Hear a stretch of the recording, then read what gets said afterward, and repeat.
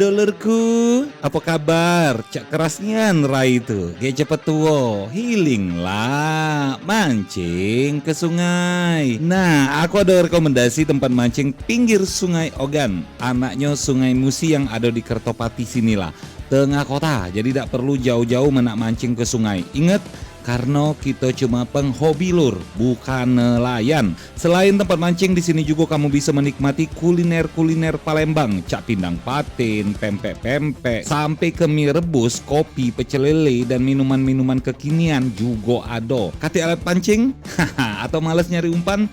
Tenang, di sini kamu bisa sewa alat pancing dan beli umpan. Mancing cuma bayar 10.000 sepuasnya. Nginep bela jula men kamu gala Oh iya, nama tempatnya itu Ogan Icon. Masuk lorong pertama setelah turun dari jembatan Kertopati, seberang stasiun kereta api. Nak bikin acara arisan juga bisa di sini lor. Gas kepoin akunnya di caption.